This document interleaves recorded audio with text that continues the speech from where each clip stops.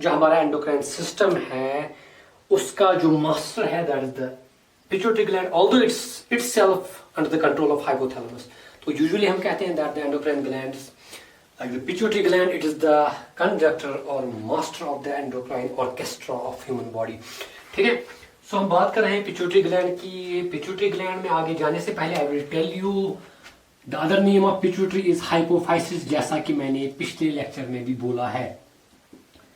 Hypophysis कल मैंने बताया था पिछली क्लास में, फाइसिस मीन्स नेचर, हम बायोलॉजिकल टर्म्स में बोलते हैं। Physis is somewhat related to hypothalamus, so hypo means under या नीचे, because of the location of pituitary under the hypothalamus, that's why it is known as hypophysis, down the hypothalamus। ठीक है, तो pituitary gland को का structure जानने से पहले we should first focus on the origin of pituitary gland, and that is very important।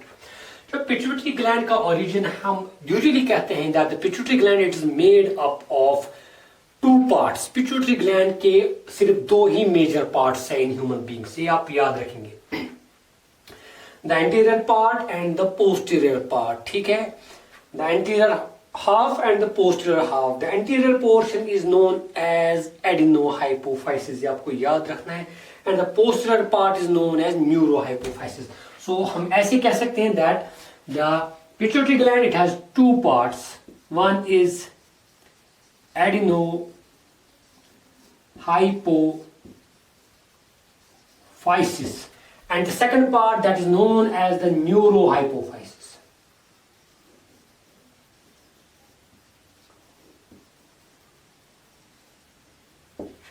ठीक है, सो हम origin of pituitary के बारे में बात कर रहे हैं। Pituitary has two parts, one is the adenohypophysis, second is the neurohypophysis। इसको एडिनोहाइपोफाइसिस क्यों कहते हैं, इसको न्यूरोहाइपोफाइसिस क्यों कहते हैं, वो आपको समझ आ जाएगा। हम बात करेंगे एडिनोहाइपोफाइसिस की। Adenohypophysis is the anterior part of the pituitary. जो एडिनोहाइपोफाइसिस है इसका ओरिजिन ये है, in the embryonic stage we have the three germ layers which we know that the ectoderm, the mesoderm and the endoderm. ठीक है, आपको मैंने पिछले लेक्चर्स में भी बोला है that the parts of CNS they are derived from the ectoderm, क्योंकि pituitary has close connection with the CNS.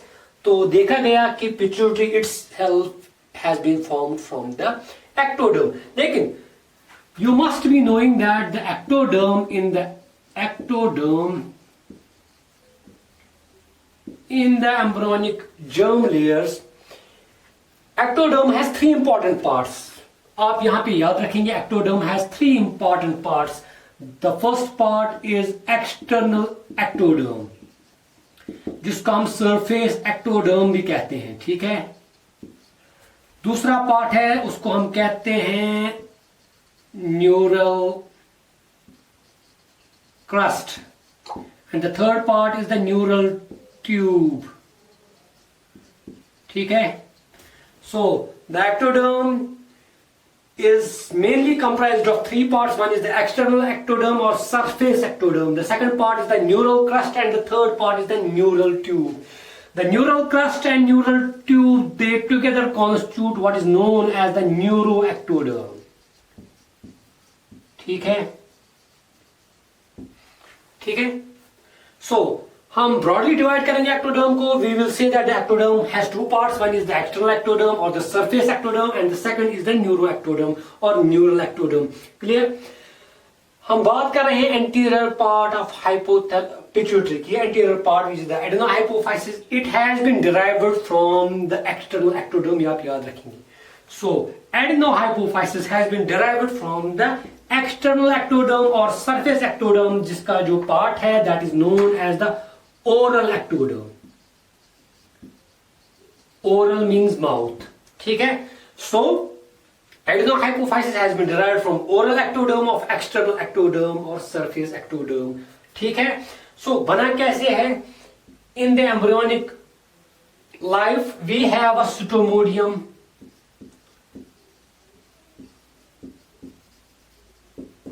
ठीक है,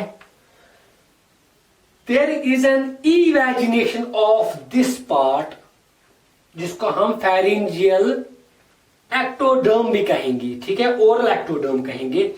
इस पार्ट में there is an upward evagination, so मैं बात कर रहा हूं about the formation of the anterior pituitary. आप याद रखेंगे दैट द एंटीरियर पिट्यूटरी और the adenohypophysis is formed as a result of evagination, ठीक है, upward outgrowth of the pharyngeal epithelium और oral ectoderm.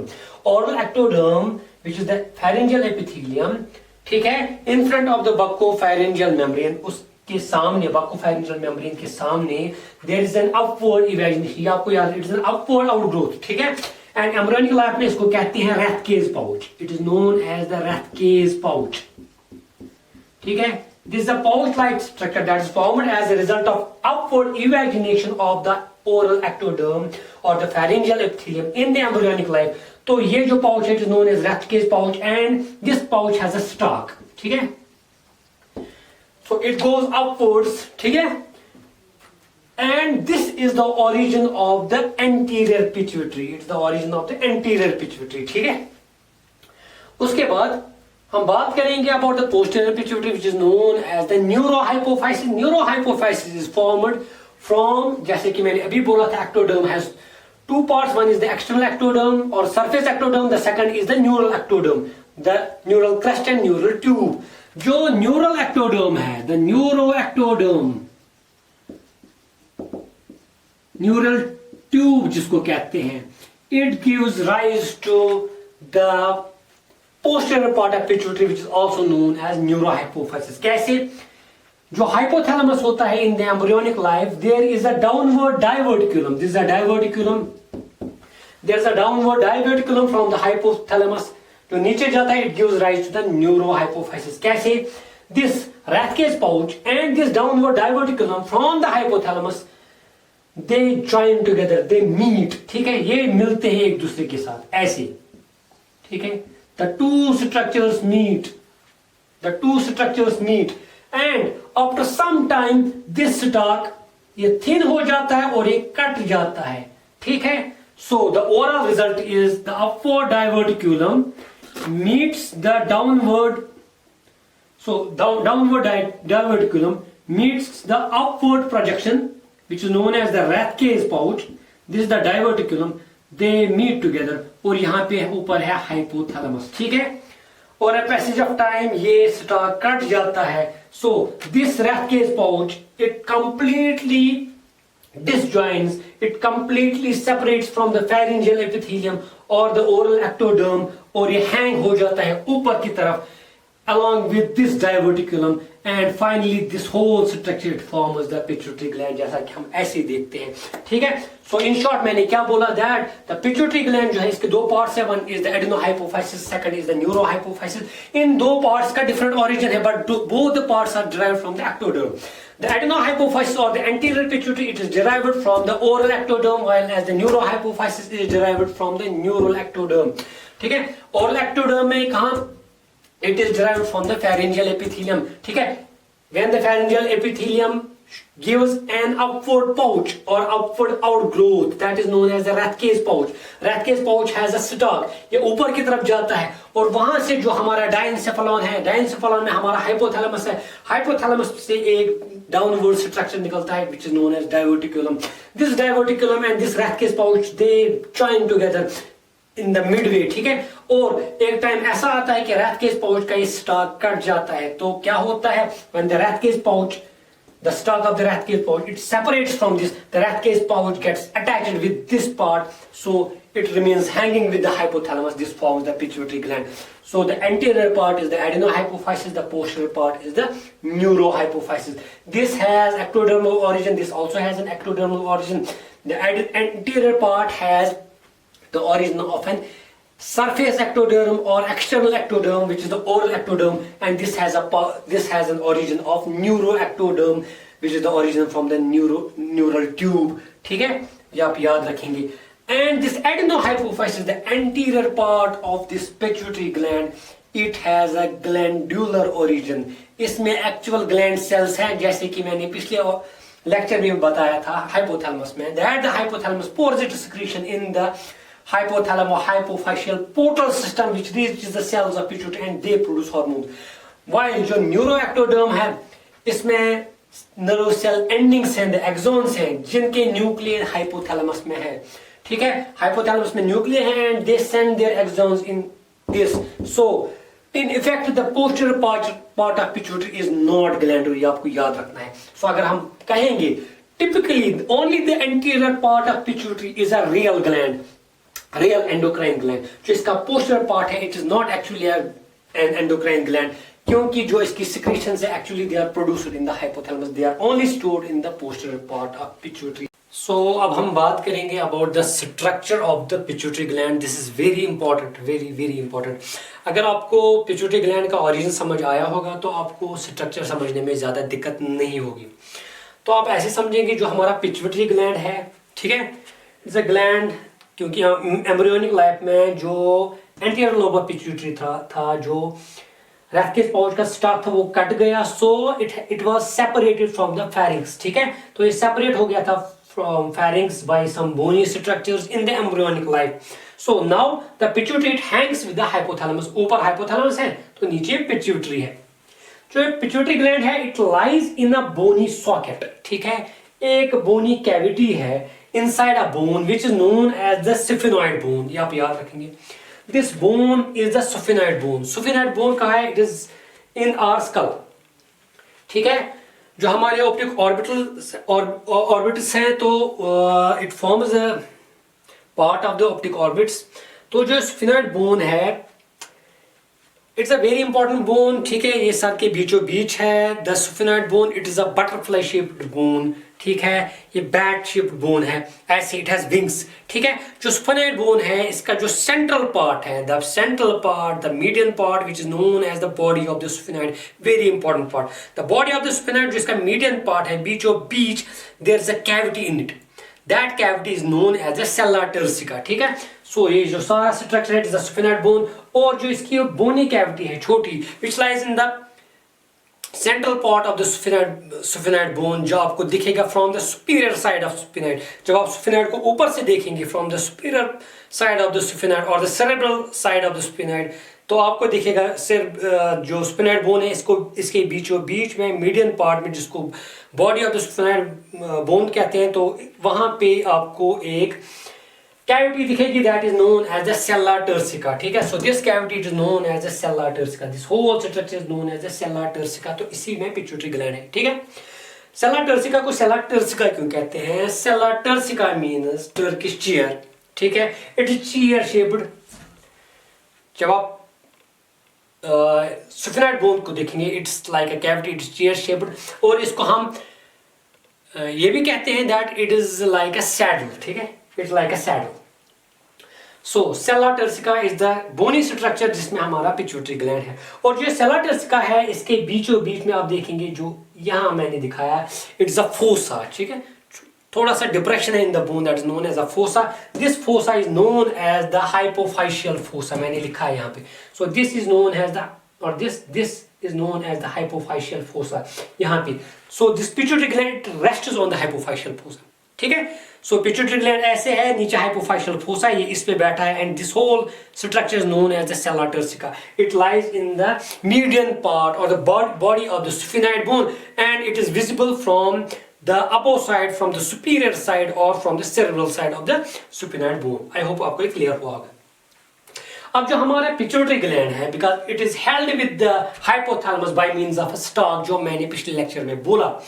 The hypothalamus it is lower most part, the median eminence जिसकी मैंने बात की थी परसों, जहां से हमारी वो एक्सॉन्स चलती हैं, जहां पे हार्मोन्स, हाइपोथैलेमिक फैक्टर्स डाले जाते हैं इन द ब्लड, ठीक है।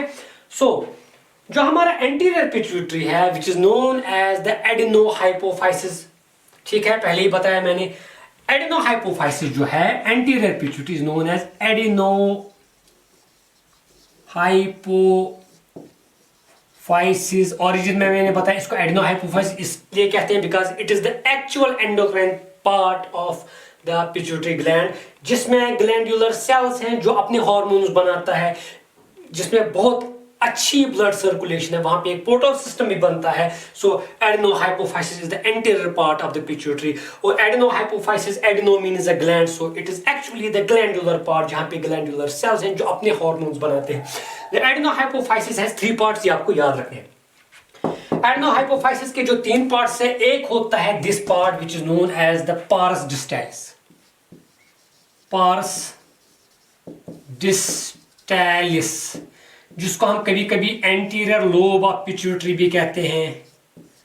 ठीक है, anterior lobe of pituitary, pars distalis. और इसका दूसरा पार्ट है which is stuck between the posterior part and anterior part, जो इनके बीच में दबा है, that is known as the intermediate lobe भी जिसको कहते हैं, that is also known as the pars intermedia. Pars intermedia, जिसको हम कभी कभी इंटरमीडिएट लोब भी कहते हैं. It is sandwiched between the anterior part and the posterior part of the pituitary. और जो एडेनोहाइपोफाइसिस का तीसरा पार्ट है वो ये पार्ट है, ये आपको समझना है. This is known as pars tuberalis. It is known as pars tuberalis. You have to understand it. ये है क्या?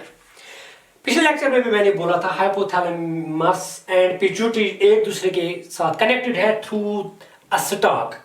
तो the stalk it is formed by the axons from the hypothalamus which go directly into the posterior pituitary. ठीक है, जो axons जाती हैं. So this part which is also known as the infundibulum. This infundibulum, it is held together and it is surrounded by ऐसे इसके ऊपर बैठा है एक part which is in the pars tuberalis, and this जो मैंने रेड से दिखा है pars tuberalis, ये infundibulum को ऐसे पकड़ता है. ठीक है, it surrounds the infundibulum.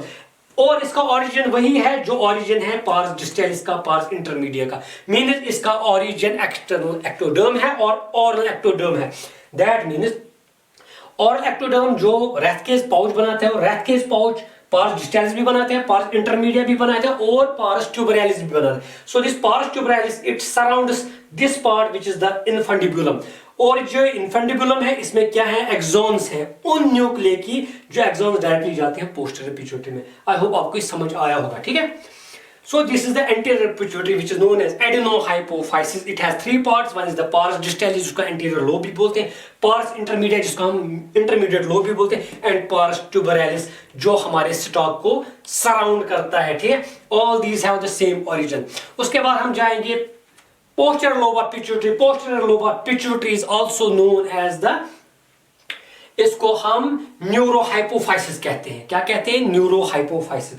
तो न्यूरोहाइपोफाइसिस में एक तो हमारा ये पोर्शन आता है जिसको हम पोस्टीरियर लोब कहते हैं, which is also known as pars nervosa, क्योंकि इसका नर्वस ओरिजिन है, because it has originated from the hypothalamus, जो मैंने पहले बता दिया आपको ओरिजिन में. It is also known as pars nervosa और the posterior lobe of pituitary. It is also known as the posterior lobe of pituitary. ठीक है, द पार्स नर्वोसा और the posterior lobe of pituitary, इसमें एक तो ये आता है, दूसरा इसका इनफंडिबुलम आता है जो स्टॉक है which connects it with the hypothalamus. ठीक है, it connects with the hypothalamus. So hypothalamus and this pars infundibulum and this pars nervosa or the posterior lobe of pituitary or neurohypophysis, ये जो सारा structure है इसका same origin है, that is the neural ectoderm और neuro ectoderm.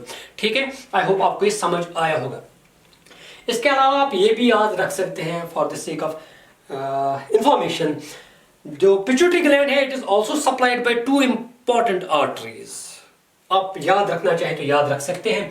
एक artery that goes into the pituitary at this place and there is an artery which goes into the pituitary at this place.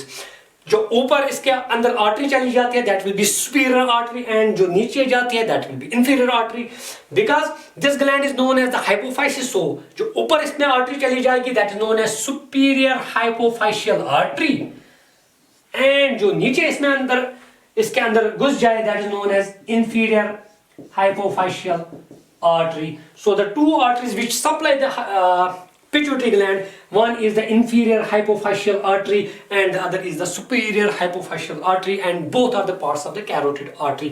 I hope आपको structure of pituitary gland clear हुआ होगा, and it is very important to clear this because आपके जो hormones हैं आप कैसे याद रखेंगे कि कहाँ से कौन सा हार्मोन चला जाता है, that depends on the structure of pituitary gland. और आपको ये भी समझ आएगा कि पिट्यूटरी ग्लैंड का कौन सा पार्ट हाईली फंक्शनल है, कौन सा ट्रू ग्लैंड है, कौन सा पार्ट ट्रू ग्लैंड नहीं है, कौन सा पार्ट नर्वस सिस्टम के साथ वाबस्तगी रखता है। और यहाँ पे मैं आपको एक इंपॉर्टेंट पार्ट बता दूं, दैट दिस पार्ट इंटरमीडिएट और the intermediate lobe of pituitary, आपको याद रखना है, because it is compressed by these two. ये ह्यूमंस में एवेस्कुलर होता है, it is not richly supplied by blood vessels. मैंने कल परसों ही आपको पिछले लेक्चर में बोला था, हाइपोथैलेमस में मैंने बताया था दैट पार्स इंटरमीडिया में हार्मोन्स बनते हैं, melanocyte stimulating hormone, but almost ये एक एम्ब्रियोनिक लाइफ में फंक्शनल होता है और अर्ली लाइफ में फंक्शनल होता है, उसके बाद ये फंक्शनल नहीं होता। ह्यूमंस में ऑलमोस्ट ये एब्सेंट है, it is almost absent in human beings and it is avascular and it is indistinct in human beings. ठीक है, आई होप आपको structure of pituitary gland clear हुआ होगा। यहाँ पे मैं आपको ये बात भी बताऊं दैट द पिट्यूटरी ग्लैंड, इसका शेप कैसा है। अगर आपसे पूछे कि पिट्यूटरी ग्लैंड का शेप कैसा है, जैसा कि आप इस डायग्राम में देख सकते हैं, इट इज रफली the shape of a pea. ठीक है, it is like a pea और इसका जो साइज है दैट इज रफली अराउंड 1 सेंटीमीटर और its weight is around 0.5 to 1 gram. सो हम कहते हैं कि pituitary gland it is the smallest endocrine gland. ठीक है, because it is not a cell और tissue, it's just a small gland and this gland it is regarded as the smallest endocrine gland in human body. ठीक है, अगर मैं endocrine gland की बात करूं, पिट्यूटरी ग्लैंड में anterior part it's a true endocrine gland, क्योंकि इसमें ग्लैंडुलर सेल्स भी हैं जो अपने हार्मोन सिक्रीट करते हैं। तो हम आगे पढ़ेंगे about the histology of the anterior pituitary. जो पोस्टीरियर पिट्यूटरी है I will deal it later on. पहले हम एंटीरियर पिट्यूटरी को खत्म करेंगे और उसके हार्मोन को खत्म करेंगे। पोस्टीरियर पिट्यूटरी में because there are no hormone producing cells in the posterior pituitary, there are only the axons from the hypothalamus. So हम इसको बाद में पढ़ेंगे, पहले we will cover the anterior pituitary and intermediate pituitary. ठीक है, intermediate lobe of pituitary. तो हम एंटीरियर पिट्यूटरी की हिस्टोलॉजी की बात करेंगे। ठीक है,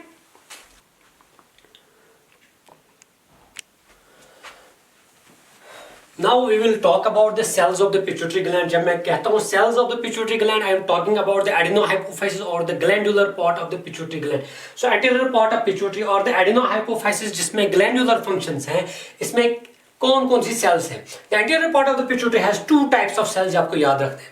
The first type is the chromophil and the second type is the chromophobe। Biology में आप हमेशा याद रखेंगे chromo means color। ठीक है, जैसे हम क्रोमोसोम की बात करेंगे बायोलॉजी में, you can get a lot of information if you remember some names. ठीक है, यू अंडरस्टैंड द नेम, आपको आंसर पता चल जाएगा। Chromo means colour, chromophil, philo और philus it means love. So colour loving cells and colour hating cells और the cells which are afraid of colour. So chromophils और chromophobes में क्या फर्क है? जब हम सेल्स की स्टेनिंग करते हैं, chromophobes they don't take any colour. ठीक है, जब ये कलर नहीं लेती हैं, so they are known as chromophobes and the chromophils they are stained well with the stains, so इनको क्रोमोफिल्स कहते हैं। ठीक है, क्रोमोफोब्स का एंडोक्राइन रोल नहीं है, so I will neglect these and we will focus on the chromophils। ठीक है, so the chromophils are the cells in the pituitary gland which are stained by various stains and they appear colored। आप ऐसे समझेंगे, when I use the H and E stain, पता होगा आपको, staining में आपने मे भी सुना होगा H and E stain, hematoxylin and eosin stain। ठीक है, H and E stain आप याद रखेंगे। जब हम स्टेनिंग करते हैं, so they don't take any stain, they are known as chromophobes। छोड़ दीजिए इनको। तो chromophils they take stains when we stain with H and E।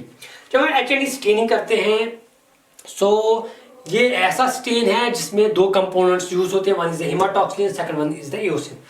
ये जो हेमाटॉक्सिलिन है इट्स अ बेसिक स्टेन। ठीक है, एंड ये जो एओसिन है it is an acidic stain, ये आपको याद रखना है। ठीक है, right. So this acidic stain it will go into the cells and it will bind with the basic things in the cell. ठीक है, एक सेल जिसमें ज्यादा क्वांटिटी हो basic molecules key that will bind this acetic stain obviously to form the salts. So this eosin stain or the acetic stain, it goes to a cell and it binds with the basic molecules of the cells, for example proteins with certain amino acids. ठीक है?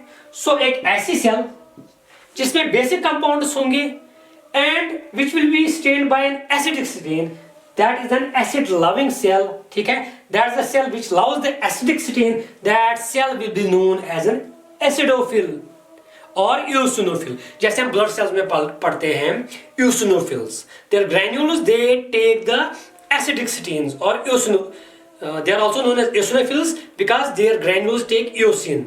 ठीक है? और they are acidophils because they take the acidic stain. तो जो उनके granules होंगे वो क्या होंगे? वो basic होंगे.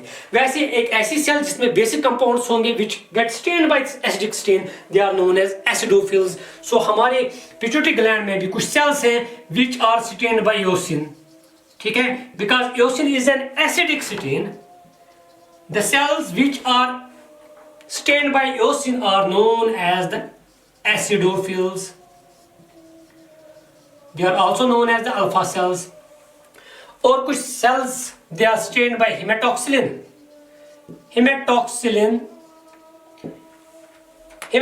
is basic, so it will go to the cells जहाँ पे acidic compounds होंगे, for example nucleic acids, they are acidic and other molecules. So the cells which will get stained with hematoxylin, they will be known as the basophilic cells. So the cells which get stained by this basic stain, they are known as the basophils.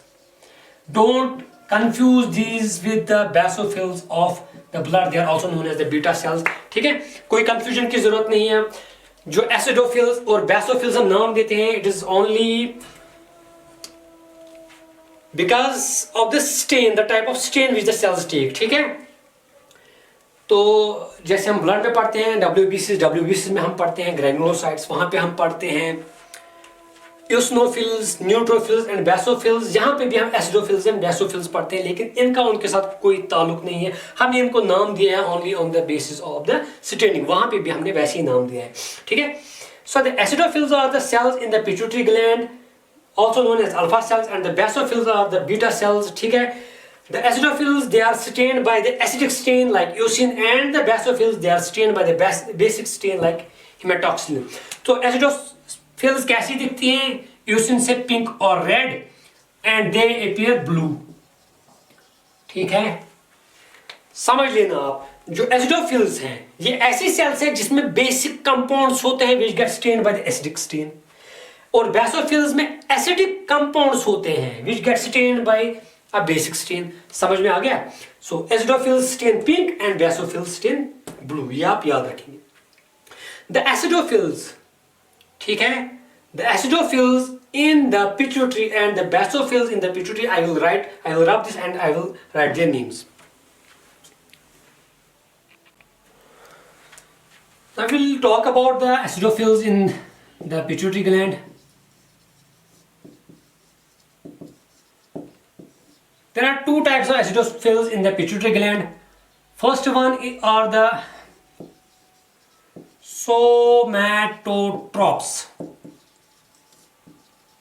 ठीक है? Somatotrophs. Trophism means going towards something, किसी की तरफ inclination वगैरह वगैरह. ठीक है? Somato means growth, it is related to growth, or somato means body, so something related to growth. So somatotrophs are those cells in the pituitary which are acidophils. ठीक है? और दूसरी cells हैं, they are known as lactotrophs. Lacto is something related to the lactation, so lactotrophs. ठीक है? वैसे basophils की बात करेंगे which are stained by the hematoxylin. तो we have thyrotrophs, we have corticotrophs, and we have gonadotrophs. आप कहेंगे sir ये cells mention करना जरूरी था. Yes, it is important to mention these cells. Why? Because these are the actual glandular cells, actual endocrine cells जो hormones बनाते हैं in the anterior lobe of pituitary, ठीक है। सोमेटोट्रॉप्स और those cells which produce the somatotropin. आप कहेंगे sir somatotropin क्या है, मैंने बताया है पिछले लेक्चर में, somatotropin is the growth hormone. So somatotrophs are the acidophils which produce the growth hormone और सोमेटोट्रोपिन, ठीक है। And lactotrophs are those cells which produce prolactin, सुना है पिछले लेक्चर में बताया है मैंने। थायरोट्रॉप्स दे प्रोड्यूस थायरोट्रोपिन जिसको हम थायराइड स्टिमुलेटिंग हार्मोन भी कहते हैं। The corticotrophs they produce corticotropin जिसको हम adrenocorticotropic हार्मोन भी बोलते हैं ACTH। And these gonadotrophs they produce gonadotropins। gonadotropins के नाम मैंने पिछले लेक्चर में बोले हैं, FSH and LH, follicle stimulating hormone and luteinizing hormone जिसको हम interstitial cell stimulating hormone भी कहते हैं, ये आप याद रखेंगे। So there are 5 types of chromophils in the pituitary and they are classified into 2 types. One is the acidophils and the second is the basophils. The acidophils, they are the somatotrophs and the lactotrophs. Somatotrophs produce growth hormone, lactotrophs produce prolactin, thyrotrophs produce TSH, corticotrophs produce ACTH and gonadotrophs produce gonadotropins like FSH and LH. So somatotrophs growth hormone release कैसे करती हैं, पढ़ा है पिछले lecture में। मैंने कहा था कि hypothalamus produces the growth hormone, releasing hormone that goes in the hypothalamo-hypophyseal portal system and that hormone goes to the somatotrophs जहाँ पे उस हार्मोन के रिसेप्टर हैं and that stimulates the somatotrophs to produce growth hormone। वहाँ पे hypothalamus में somatostatin है जिसको ग्रोथ हार्मोन इनहिबिटिंग हार्मोन बोलते हैं, वो जाता है हाइपोथैलेमो-हाइपोफाइशियल पोर्टल सिस्टम में, जाता है पिट्यूटरी में, जाता है सोमेटोट्रॉप्स पे and that inhibits somatotrophs to produce growth hormone, तो ग्रोथ हार्मोन रिलीज नहीं होता। वैसे ही मैंने बोला था थायराइड हाइपोथैलेमस से निकलता है dopamine which goes into the hypothalamo hypophyseal portal system, median eminence पे रिलीज होता है, जाता है लैक्टोट्रॉप्स से और उनको इनहिबिट करता है from the release of prolactin. वैसे ही thyroid stimulating hormone releasing hormone और थायराइड ट्रोपिन रिलीजिंग हार्मोन जाता है हाइपोथैलेमस से हाइपोथैलेमो हाइपोफाइशियल पोर्टल सिस्टम से जाता है थायरोट्रॉप्स में जहां उसके रिसेप्टर्स होते हैं and it stimulates thyrotrophs to release the thyrotropin. वैसे कॉर्टिकोट्रोपिन हाइपोथैलेमस से निकला, कॉर्टिकोट्रॉप्स पे गया, कॉर्टिकोट्रोपिन रिलीजिंग हार्मोन कॉर्टिकोट्रॉप्स पे गया जहां पे उस हार्मोन का रिसेप्टर है and कॉर्टिकोट्रॉप्स secrete this। And similarly the gonadotropin releasing hormone from hypothalamus that goes through the hypothalamo-hypophyseal portal system goes to the gonadotrophs where the receptors for that hormone are present and stimulate this to produce FSH and LH। और मैंने वहां पे बताया था जो भी releasing and inhibiting hormones हैं they are all peptides, तो उन सब हार्मोन्स के जो रिसेप्टर हैं इन सब सेल्स पे हैं and their receptors are all present on the cell membrane surface of all these receptors, आपको याद रखने। So the hormones from the hypothalamus, the releasing and inhibiting hormones, they act on these cells actually and on the receptors which are located on these cell surfaces, ठीक है। I hope आपको clear हुआ होगा about the histology of the pituitary gland, more specifically the histology of the anterior pituitary gland, ठीक है।